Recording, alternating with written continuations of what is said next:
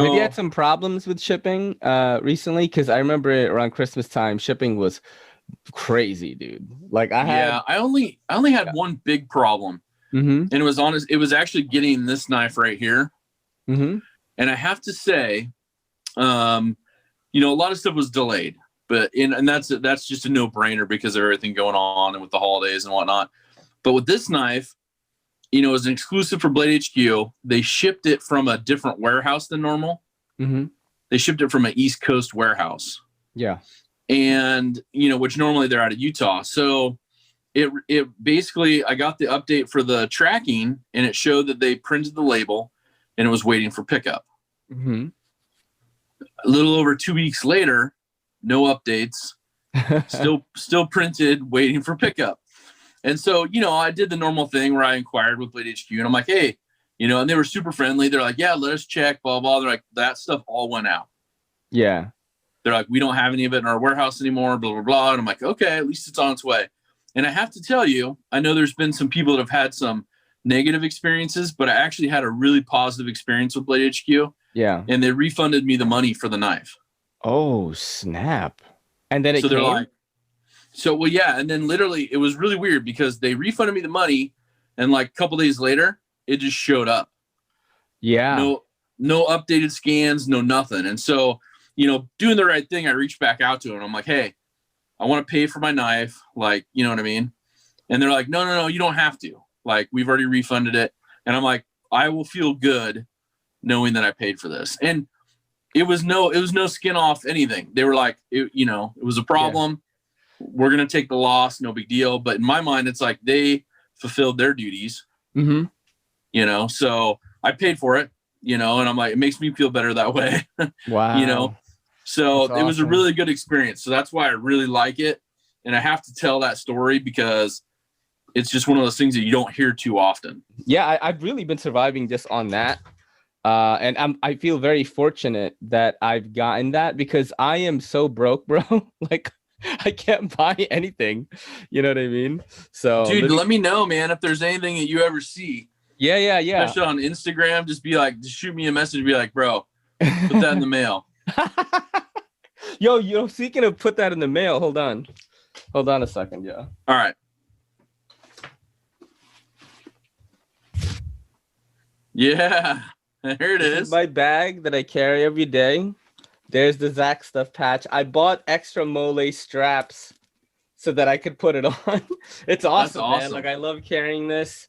I'm still waiting for the day that another night person in New York City comes up to me and it's like, bro, you like Benchmade? Because there's a Benchmade patch on that. Nah, yeah. No one yet, man. People just think I'm the weird, kind of Asian army kid on the train. I didn't even serve, man. I just like knives. But let's find out a little bit about how you grew up. Did you grow up with money? I would say we were okay. Like middle class? What's that? Like middle class? I would say probably middle class. Yeah, there's three tiers in middle. There's lower, there's middle class, and there's upper middle class. Like Backpack B, for example, is upper middle class. He grew up with money. They had a lake house. They did all this stuff. You would say are you in the lower or middle spectrum, or you had a lot of money? I would say we're probably low to middle. Yeah. Growing up, cool. It was one of those things where, I think family wise, the grandparents were okay. Mm-hmm. They were middle class. They were okay. But, I remember stuff of my uncle bringing, government cheese over, that he got. And we were making toast cheese sandwiches with it when I was growing up, So I know my parents didn't share a lot of that mm-hmm. growing up. I think they kept a lot of the finances, separate from the kids. Yeah. But I think we were okay. I think, it was one of those things where, they worked hard to make sure that we got things. We didn't have really, really nice things, mm-hmm. But we, had to take care of what we had. That's awesome. Dude. That sounds like a very loving childhood. Growing up, did you have a glass of milk with dinner? Yes. Ew, that is trash, Zach. How do you do it now?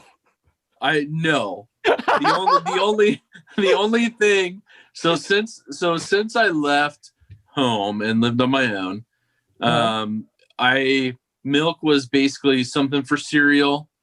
Cool. And then the only thing I would use it for that still like is embedded in my brain as like a, peanut butter and jelly kind of thing is that's classy. Is like, if you have milk, you have cookies.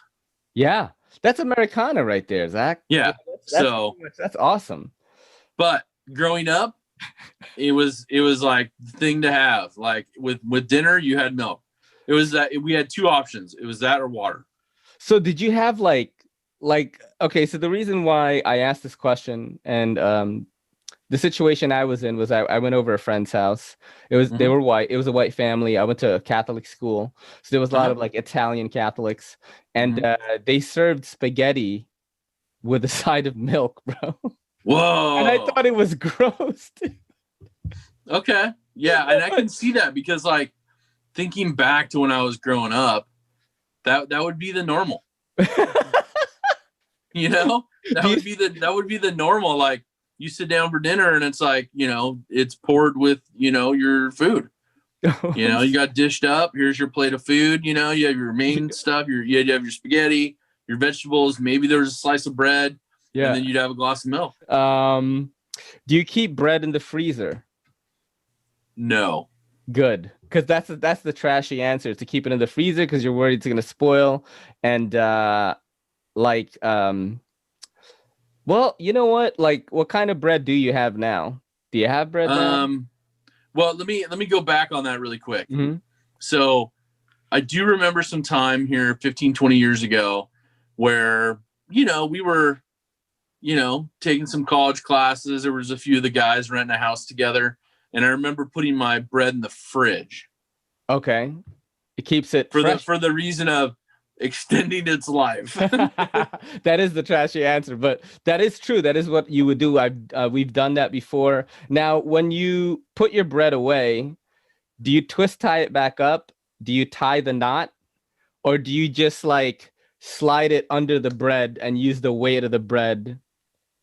So I'm kind of OCD with that. Okay. So to answer the other question real quick, it was, so current bread we have in the house is we have regular, like, it's like you guys probably don't have Fran's bread, but like Wonder Bread, the Wonder White bread. It's like the wheat version of that. And then we have the bread I really prefer is actually a more like the whole wheat type stuff. It's more an enhanced wheat. Yeah, it's got like the grains in it. It's got some grains and some other stuff. They make a couple different flavors that I like. They have a regular one, and they have one that has like, bird seed in it or something. So it's like all right. But how I store it, I'm OCD. So what I do is I will grab the top of it. Yeah. And I'll grab the bread and I'll spin it. Yeah. So it's closed, and then I'll put the closing.